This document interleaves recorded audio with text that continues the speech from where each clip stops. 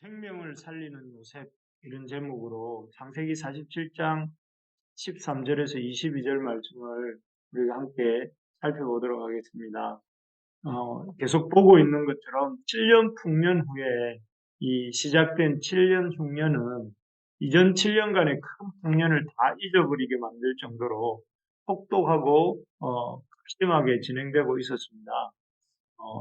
이 7년 풍년 후 7년 기근이라는 이 상황은 참으로 우리 인생이라는 것과 많이 닮았다 이런 생각이 듭니다.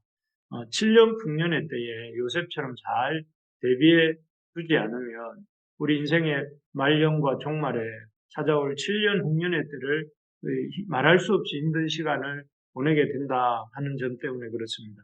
우리가 이 땅에서 사는 동안에 7년 풍년 같은 것처럼 보이는 이 시간들 속에서 그저 먹고 마시고 또 즐기는데 인생에 초점을 두지 아니하고 오히려 인생의 종말의 때, 인생의 노년의 때에 흉년의 때가 되지 않도록 그 때를 준비하면서 우리가 보내는 지혜로운 우리 부르심의 교회 성도들이 다 되시기를 주님의 이름으로 축복합니다.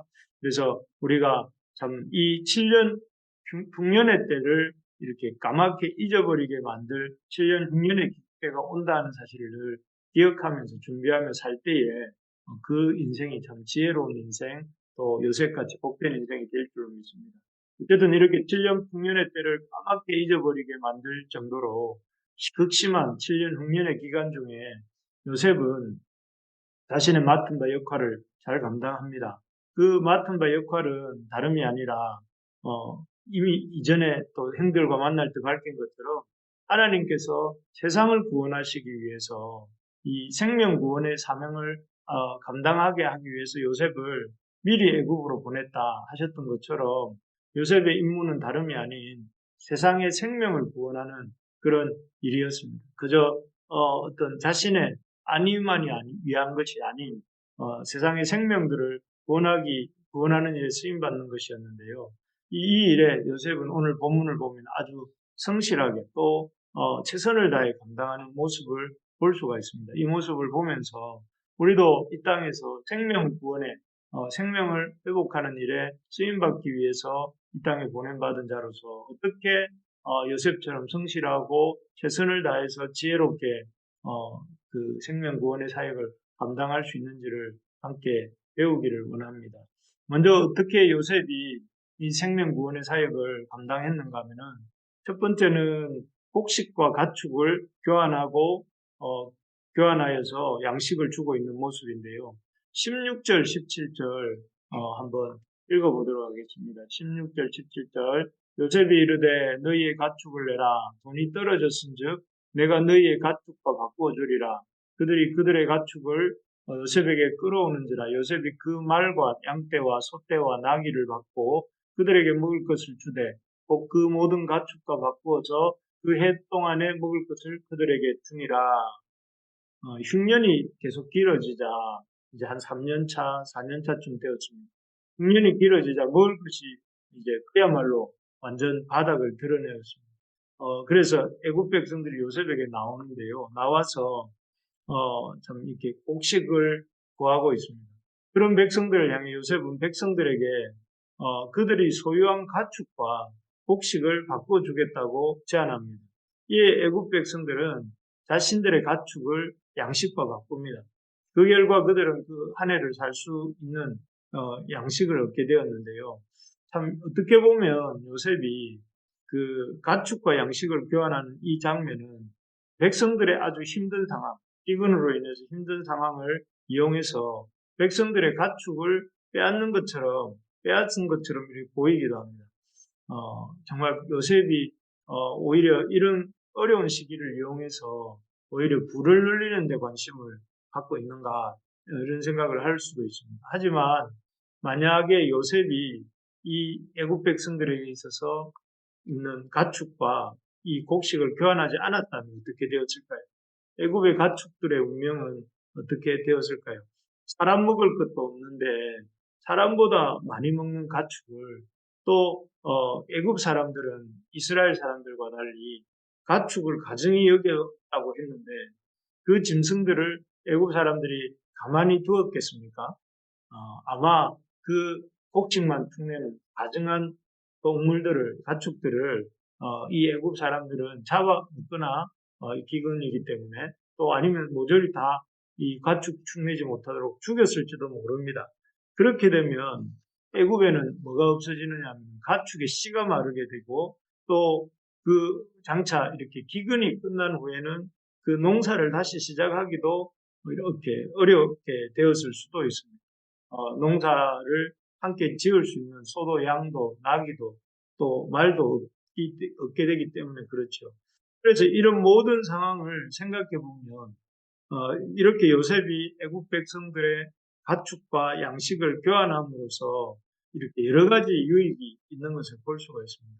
먼저는 가축을 먹여 살려야 하는 백성들의 짐을 들어주는 것입니다. 그래서 백성들이 더 이상 가축을 먹이기 위해서 이렇게 양식을 쓰지 않아도 되게 된 것이죠. 또 더 나아가서는 이렇게 가축들의 생명을 구원하는 것입니다. 마치 노아의 방주에 많은 짐승들이 짝을 지어 나왔던 것처럼 이 백성의 가축들이 이 요셉에게 옴으로 이런 그들의 어떤 생명을 얻게 구원하게 된 것이죠. 또 나아가서 기근이 끝난 후에 애굽 백성들이 농사를 지을 수 있는 기본적인 여건들을 이렇게 마련해 둔 것이라고 할 수 있습니다. 나라가 가축들을 보살폈다가 또 이렇게 그 흉년이 끝난 후에 그 가축을 통해서 이 농사를 지어서 백성들을 먹여 살릴 수 있는 그런 일들이 되는 것이죠. 그래서 또 무엇보다 또 이런 일들은 이미 이왕에 또 바로의 가축을 돌보기로 하고 있었던 이 요셉의 형들이 해야 할 일들이 더욱더 많아지고 더욱 풍성해지기 때문에 그 지위가 안정되어지는 형들의 지위를 안정되어지게 하는 그런 또 이익도 있었습니다.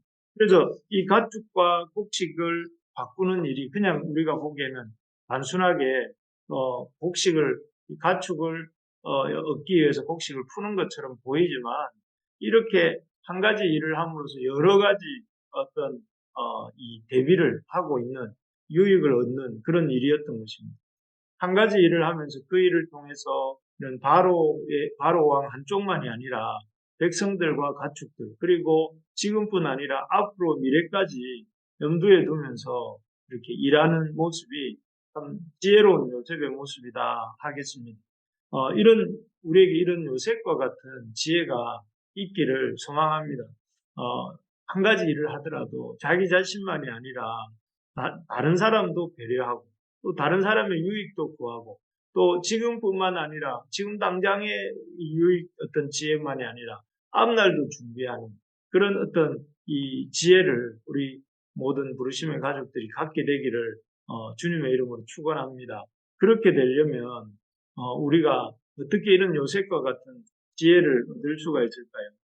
우리는 그런 이 지혜의 어떤 원천이 아니지 않습니까? 우리에게 지혜를 주시는 분은 여호와를 경외하는 것이 지혜의 근본이라고 한 것처럼 여호와 하나님이십니다. 그래서 우리가 이런 우리 일상의 문제들 또 우리 삶의 문제들을 놓고 주님 앞에 나가서 지혜의 근원이 되시는 주님 앞에 나아가서 지혜를 달라고 우리가 한 가지 일을 하더라도 여러 가지 유익을 끼칠 수 있도록 우리에게 지혜를 달라고 우리가 주님 앞에서 기도하는 우리 모두가 되기를 소망합니다. 그래서 주님 앞에 나가서 우리 주님 베풀어 주시는 그 놀라운 방법들, 하나님의 방법들을 사모하고 날마다 이 새벽에 기도할 때마다 우리의 문제를 놓고 주님 앞에 부르짖을 수 있는 저와 여러분들 되기를 소망합니다. 그럴 때 하나님께서 가장 좋은 길로 또 가장 좋은 방법으로 또 가장 유익이 있는 방법으로 우리를 이끌어 주실 줄 믿습니다. 두 번째로 보면 요셉이 세상의 생명을 구원하러 하신 하나님의 사명을 어떻게 지혜롭게 감당하고 있는가 하면 곡식과 애굽 백성들의 몸과 토지를 바꾸는 것입니다. 앞에는 가축과 곡식을 바꾸었다면 이번에는 애굽 백성들의 몸과 토지와 또 곡식을 맞바꾼 것이죠. 그래서 19절, 20절을 보면 이렇게 나옵니다. 제가 한번 읽어보겠습니다. 우리가 어찌 우리의 토지와 함께 주의 목전에서 죽으리이까? 우리 몸과 우리 토지를 먹을 것을 주고 사소서. 우리가 토지와 함께 바로의 종이 되리니 우리에게 종자를 주시면 우리가 살고 죽지 아니하며 토지도 황폐하게 되지 아니하리이다. 그러므로 요셉이 애굽의 모든 토지를 다 사서 바로에게 바치니 애굽의 모든 사람들이 기근에 시달려 각기 토지를 팔았습니다. 땅이 바로의 소유가 되니라. 되어 있습니다. 앞에서 양식과 가축을 맞바꾼 애굽 백성들이 그렇게 바꾸었던 양식을 다 먹고 나서는 다시 요셉 앞에 옵니다. 요셉 앞에 와서 이번에는 자신들의 몸과 토지를 양식과 바꾸어 달라고 요셉에게 간청합니다. 그러자 요셉은 또 이번에도 그 백성들의 요청을 받아들입니다. 그래서 백성들의 몸과 토지를 받고 그들에게 필요한 양식을 줍니다. 이로써 일어난 일은 애굽 백성들의 모든 땅이 바로의 땅이 되었고 또 애굽 백성들은 다 바로의 종이 되게 되었습니다. 참 여기서도 앞에서 우리가 했던 그런 생각을 할 수가 있겠죠. 이를테면 요셉이 애굽 백성들이 당한 그 극심한 기근을 미끼로 그들의 재산을 다 빼앗고 또 그들을 다 바로의 종이 되게 했다. 이렇게 생각할 수 있습니다. 그래서 참 바로의 편에 서서 백성들을 아주 기근을 이용해서 다 착취하는 그런 요셉이구나 이렇게 생각할 수도 있습니다. 하지만 그렇지 않은 것이 백성들이 바로의 종이 된다는 그 이미지, 또 바로의 모든 소유를 바치고 바로의 종이 된다는 이런 생각 때문에 이 본문을 방금 말한 것처럼 생각할 수 있는데요. 이 바로의 종이 된다는 것은 그렇게 오늘날 우리가 생각하는 것처럼 그 시대에는 그렇게 무자비하고 비참해지는 것이 아니다 하는 사실입니다. 왜냐하면은 바로의 종이 되는 순간 바로가 백성들이 자기 몸과 토지를 팔아 바로의 종이 되는 순간 그 바로의 종이 된 백성들을 입히고 먹이고 살려야 될 책임이 누구에게 있는 것입니까? 예, 맞습니다. 바로에게 있는 것이죠. 바로의 종이 되는 순간 백성들을 먹여 살려야 하는 책임은 바로에게 있게 되는 것이고 그것이 의미하는 바는 무엇입니까? 백성들은 더 이상 기근 상황 속에서도 이 기근이 앞으로도 3, 4년이 더 남아 있는데 그 기간 속에서도 백성들이 무엇을 먹어야 할지 어떻게 살아야 할지 이런 고민을 하지 않아도 되게 된다 하는 것이죠. 전적으로 이제 바로가 이 백성들을 먹여 살려야 되는 책임을 갖게 되는 것입니다. 지금까지는 자기 힘으로 백성들이 살았다면 지금부터는 이제 바로가 먹여 살려야 된다 하는 것이죠. 그래서 백성들은 그저 바로의 보호를 받기만 하면 됩니다. 그래서 그것을 보여주는 상징적인 구절이 21절입니다. 그것을 읽어보면 요셉이 애굽 땅 이 끝에서 저 끝까지의 백성을 성읍들에 옮겼으나 이렇게 되어 있습니다. 여기 보면 백성들을 성읍들로 이렇게 옮겨가는 이런 모습입니다. 이 모습은 이 왕이 백성들을 보호하기 위해서 자기의 어떤 통치권이 가장 직접적으로 빠르게 통치권이 적용되는 성읍 안으로 백성들을 모아놓고 그들을 부양하는 이런 일들을 하려고 하고 있는 것이죠. 오히려 그래서 이 몸과 토지를 받음으로 애굽 백성들을 생명을 구원한 것입니다. 앞 본문에서는 가축들의 생명과 백성들 생명을 구원했다면 지금 우리가 나누었던 두 번째에서는 이 백성들의 생명을 구원하고 있는 이런 모습이 요셉의 모습이라 할 수 있습니다. 참 요셉을 통해 우리는 이 애굽 온 백성들과 또 애굽의 모든 가축들을 생명을 구원하는 그 모습을 보면서 우리가 지난 주일날 이렇게 말씀을 통해 본 것처럼 주님이 실패한 제자들을 회복시키시는 것처럼 또 요셉이 애굽의 온 백성을 기근의 위기로부터 건져내는 것처럼 우리도 해야 할 일이 무엇인가?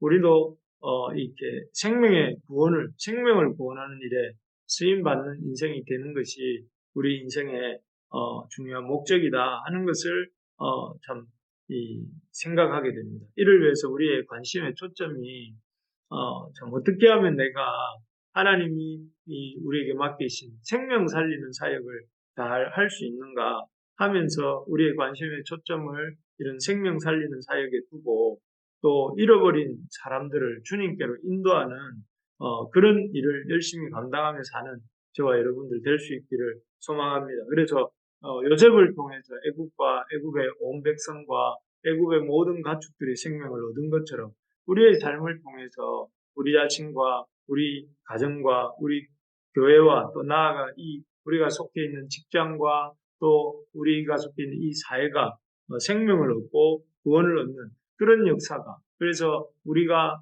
참 주님의 그 귀한 이 구원의 도구로서 통로로서 쓰임받는 우리 모두가 되기를 주님의 이름으로 축원합니다.